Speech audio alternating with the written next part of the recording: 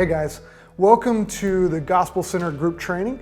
My name's Chris, this is Michael, and we're going to be talking about what does it look like to have a gospel-centered small group. And there's a lot of different aspects to that we're going to look at, but particularly today, we're going to look at what does it mean to have gospel-centered authenticity in your small group. So to kick us off, we talked to some small group leaders about their experience with having authenticity in their groups. So let's listen to that, and then we'll discuss it in just a minute. In our church's life, the importance of gospel-centered authenticity, it can't be exaggerated. So here's honestly what I think happens. In churches and spiritual cultures that are not gospel-saturated, they're more law-oriented or legalistic in culture, even if they're not in message.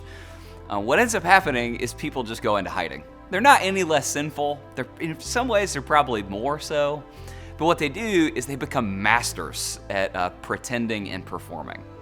And so what we like to say is, because of the gospel, we're done pretending and performing, because in Christ we're already approved. We want gospel-centered relationships. We want gospel-centered groups where we allow people to really be able to take the mask off, if you would, and go below the line of shame. Where they talk about what they're struggling with in their marriage, what they're struggling with their kids, how they're really scared about something that's happening in their job, and they're able to take the mask off and not just pretend like everything is okay. Taking the mask off is not about just revealing every single bit of your junk and every little thing that's happened in your day. When we talk about taking the mask off, it's about pointing back to the way that Jesus has, how you've experienced Jesus' grace in your life. Authenticity, I think, is really difficult when it comes to leading a small group. Being vulnerable to your group members, because we come in with this image of ourselves that we want to portray, especially if it's a new group. But I think it's key that we have to, like he said, take the mask off. What does that look like to you? I think everybody deals at some level with a fear of being found out.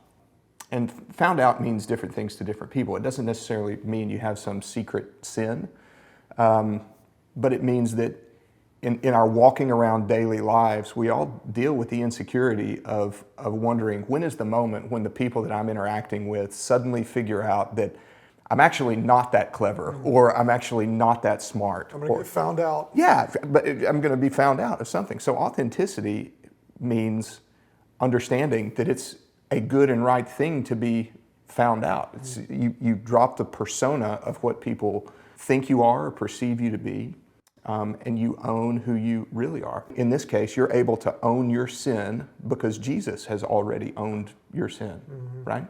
So the inability to not be authentic really doesn't make sense when you think about it from the perspective of the gospel, because Jesus knows us actually better than we know ourselves and loves us still.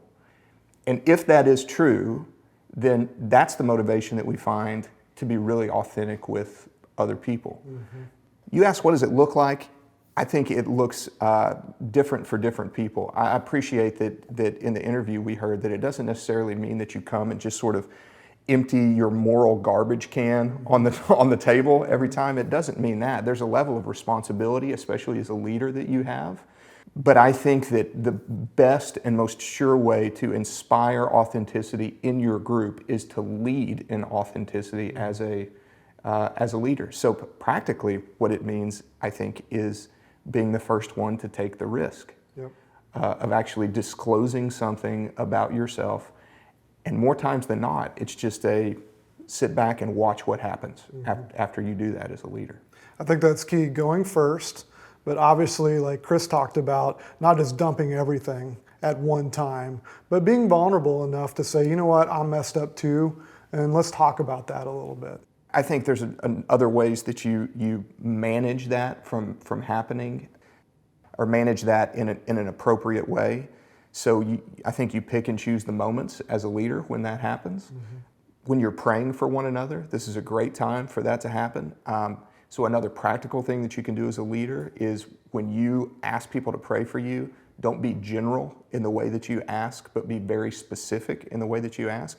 And encourage others. You can do that gently in your group in the same way. Like somebody says, I'm feeling a measure of anxiety right now. It's okay as a group leader to ask, can you tell us a little bit more about that? So find those appropriate moments, and then don't be afraid to dig in a little bit deeper with yourself and with other people. And I think sometimes what's not said needs to be picked up on and followed up on after the group time. Yeah, that's good. Like if you hear something that maybe there's more to the story, but doesn't need to be opened up to the entire group, maybe that's a coffee afterwards, or that's a phone call or an email. Just how can I pray for you? What's really going on? So gospel-centered authenticity is obviously key when you're leading a small group. Being open, being vulnerable, it's going to lead to conversations that you wouldn't have had if you hadn't gone there with your group. So if you want to know more, we have some practical insights in an ebook that Michael and I wrote called The Gospel-Centered Small Group. And you can download that. There's a URL on the screen, and just some more practical things that you can look at to be more authentic in your small group.